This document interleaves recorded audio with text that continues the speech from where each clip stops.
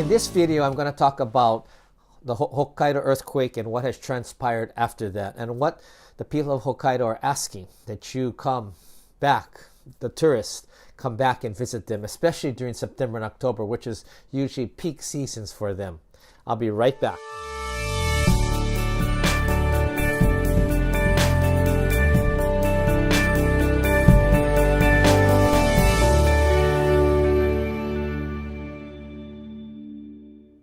On September 6, 2 days after the typhoon at 3 a.m., Hokkaido had a huge 6.7 magnitude earthquake. The earthquake knocked out the entire power grid, and the island went into pitch black, basically blackout.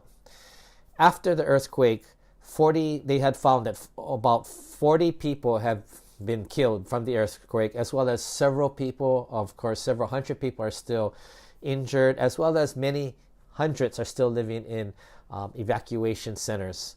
And so that's what has been going on. There's still areas, especially those towns and areas that lived at the base of mountain areas, mountain ranges.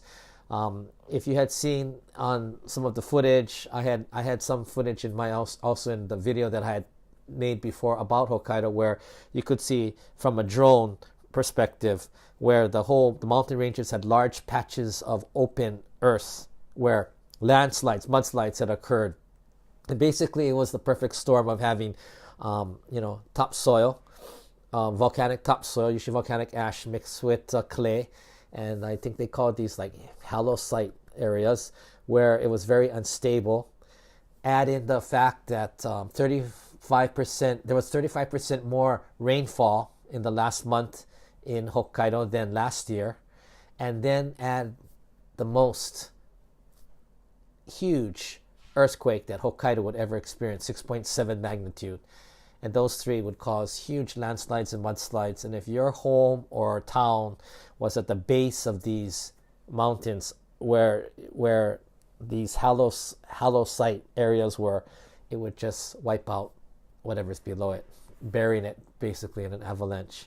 And so a lot of the people who were killed were people who lived at the base of these mountains, and it's very sad. They're still struggling. There's a lot of people still coming out of it. So that's one side.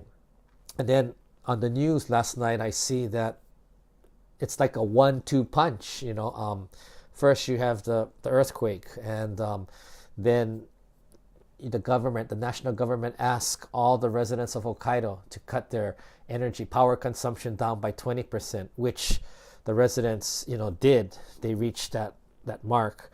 And now today, the earthquake has affected tourism, because New Chitose Airport had been closed for a while. It's open now, but with the electricity on the island all at a stop, trains weren't running, the bullet train wasn't running, Shinkansen wasn't running, the airport couldn't run because of the controls and everything, and so people were canceling their trips. And so today, Hokkaido is 80% down in tourism. And so basically it's a 1-2 punch. First you get hit with the earthquake and the blackout and the energy restrictions, and now the tourists aren't coming, and that's for many, many people. It's their livelihood, especially in September and October, which are usually peak months, along with, like May, June, April, May, June. September, October are the big months, because, that's when, the salmon has come through. So they have fresh fish, fresh salmon, the harvest, whether it's the corn, the yubari melon, all their, fruits and their vegetables are at peak. And so many tourists come through for the fall season in Hokkaido. A lot of people from Hawaii, where I'm from, they come up to Hokkaido in the fall. And so what has happened is a lot of these tourists have canceled because they weren't sure of the situation in Hokkaido. But I have some clips that I took from the NHK News last night, and I'll put them through the video here, as well as after I finish talking. And you can see for yourself, the people of Hokkaido are asking you to come back. Hokkaido was hit by a massive earthquake on September the 6th. New Chitose Airport suffered damage. 8 restaurants on the 3rd floor of a terminal building reopened today after repair work was completed.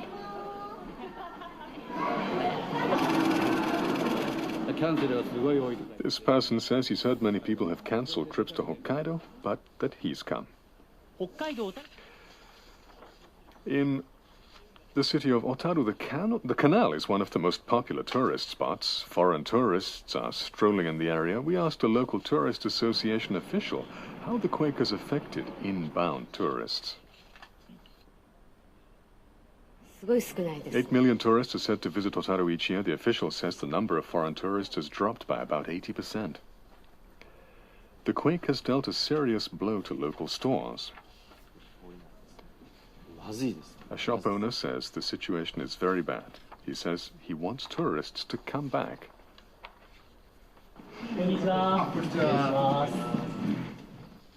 The city authorities are also worried about the sharp decline in the number of foreign visitors.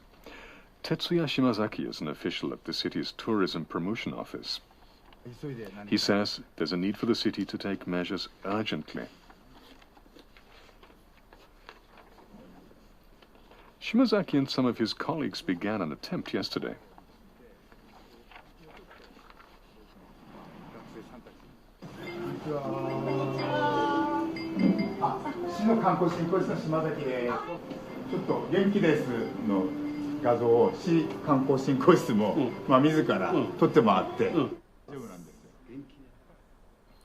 They're taking videos of the everyday lives of residents and posting them on the internet.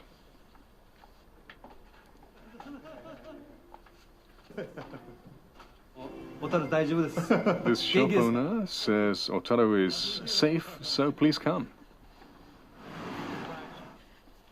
They also show local food.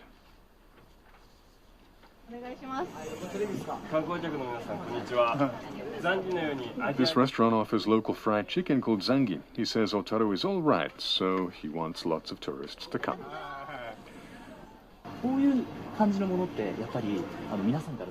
A shop owner says he's very pleased that city officials started efforts like this. He says he's wanted to tell the world that people in Otaru are doing all right. He says, we're open, please come.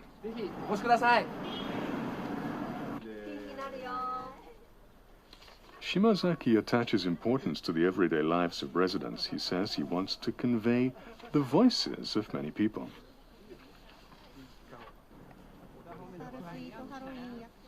He also speaks to tourists. He says he wants to send messages to Tokyo and other parts of Asia.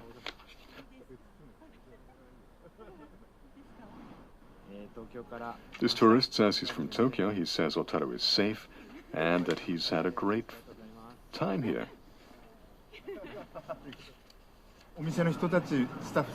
Shimazaki says he wants to get messages from shop owners and visitors. He says it's nice to hear visitors say how much fun they've had in the city.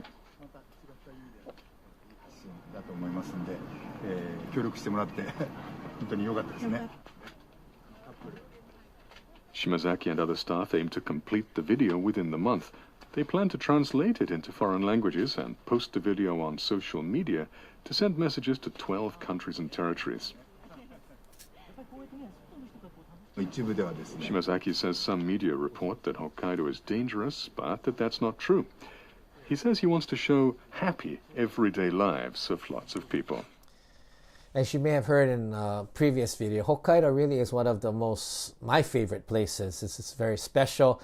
You know, what you see in the news clip, the Otaru Tourist Organization is going out to the different vendors and they're taking, video, and then they're going to translate it, showing that people are okay, people are welcoming and waiting for you. And, they're going to send this out to, they said, 12 different countries and territories. They said that they would translate and send it out. I think the translation part is probably going to take a lot of time, but that's what they started doing yesterday, which is a great idea. Kansai was also one of the restaurants in the Kansai News was also taking guests, where I think these two guests are from China, taking a picture and sending it out to different areas. I think one of the most important things about that, though, if the Japanese restaurant or business sends it out, they need to have the language, whether it's Chinese or English or Malaysian or Indonesian or whatever the targets are. I think just say it only in English may not be as powerful. But if they had like videotapes of maybe Chinese guests speaking in Chinese about everything's okay in Hokkaido or Kansai for that matter, that I think that it would be much more powerful. But I'm happy to see that the Japanese taking advantage and using social media, because I think that's really one of the only ways that they can bring back the tourists, in the fastest way. I was kind of worried that it would take, months, maybe, could be a year or so or longer. But I'm happy to see that Otaru and some businesses in Kansai are using the social media. So anyway, the Otaru organization is doing this. They say they have it by the end of the month, which is in a couple of weeks or maybe in a week. They'll have it out, hopefully. But again, if they're sending it out to 12 different countries and territories, I don't know how many languages that is, but it's going to probably be at least 4 or 5, which means that itself would take time. But hopefully they can get it done and get the word out. Or maybe they can send it out in Japanese and maybe follow up in the language. That would be kind of my suggestion. But, for those who love Hokkaido, Otaru is always one of the most rustic historical cities. It's along this, they call it I think it was called the Unga or the canal, the Otaru. It's very romantic.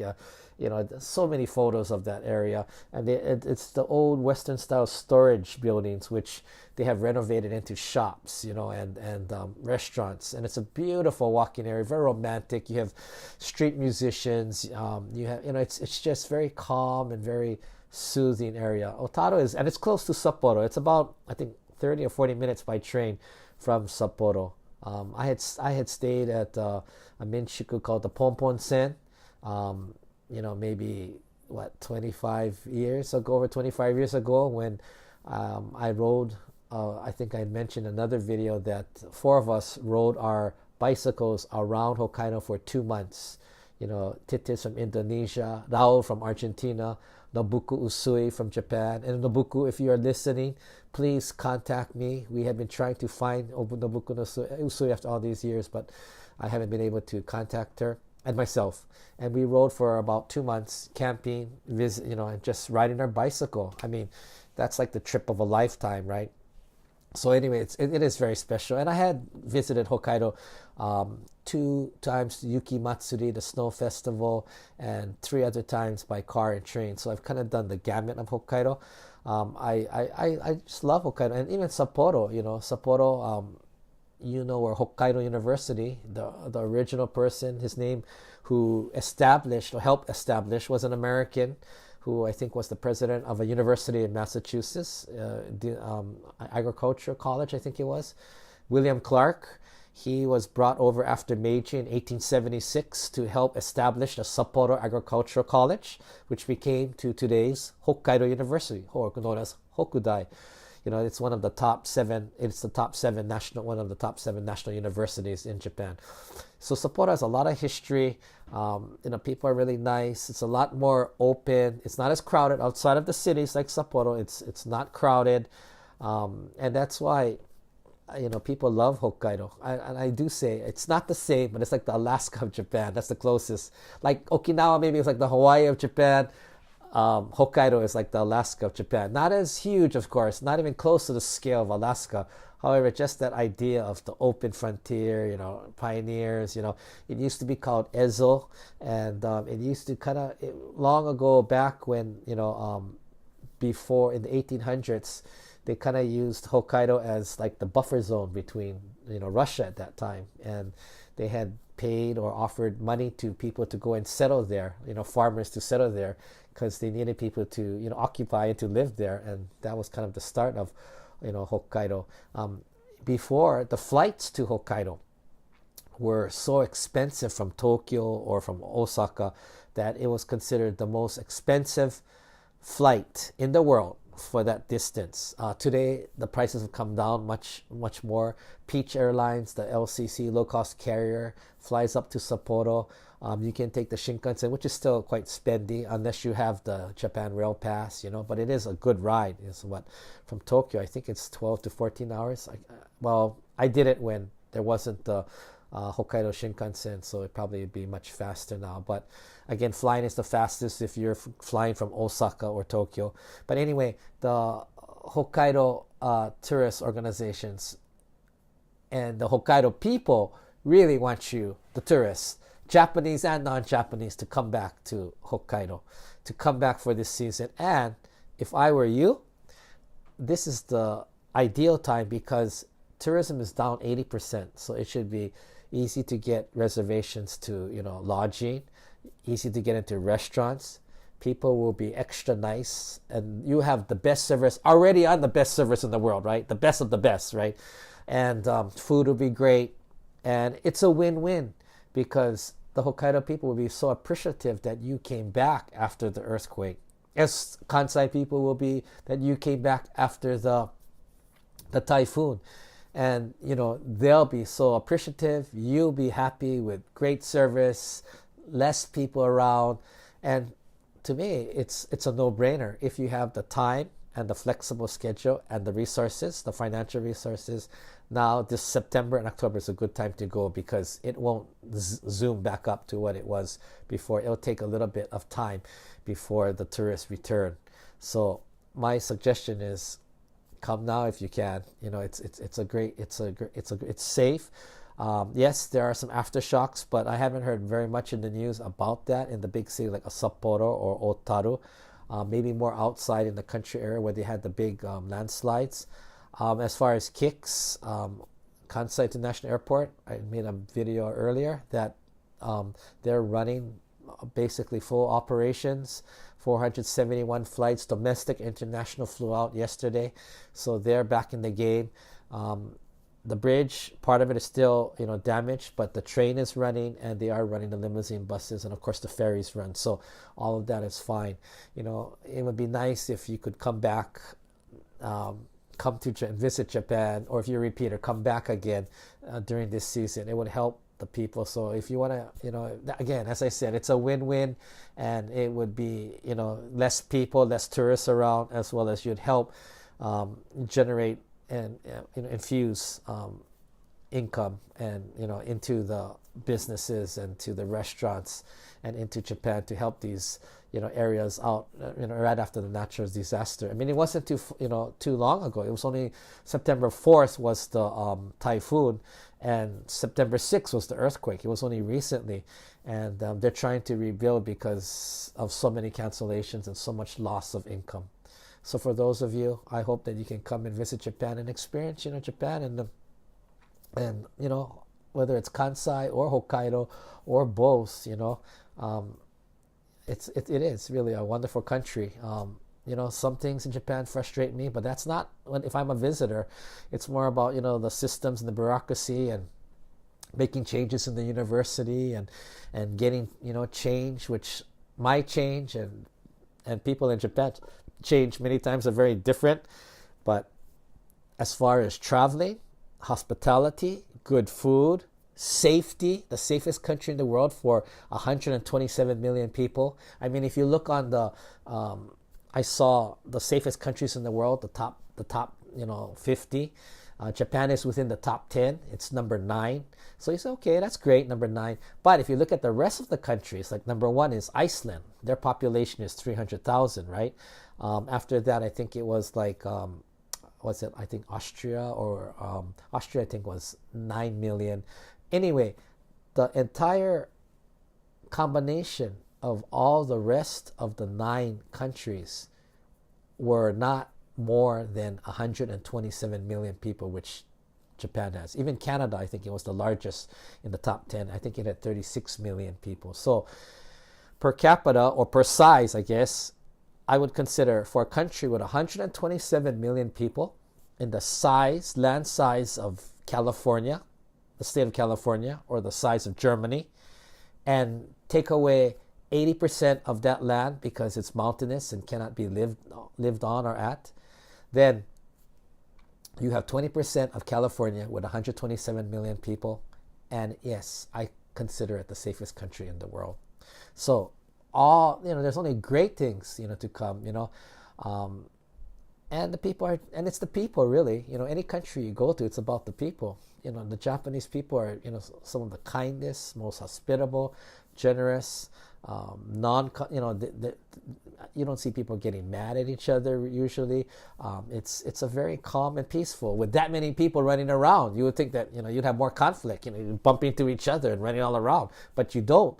And so that's the beauty of Japan. They call it the wa. They have different expressions for it, but there is definitely a calmness, a safety, a pride in their work and in their job, and you can see it when you come.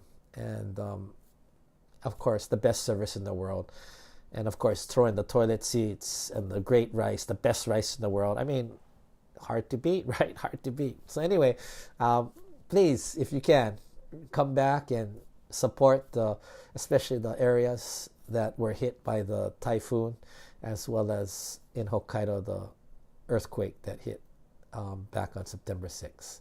This is Mike signing off for the Man in Japan series. Thank you for listening.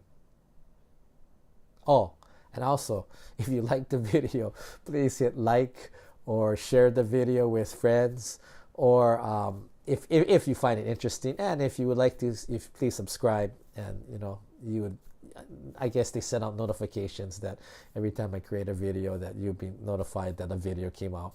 It's totally up to you, but I'm trying to see if this idea of talking about Japan and things relating to Japan is a good idea.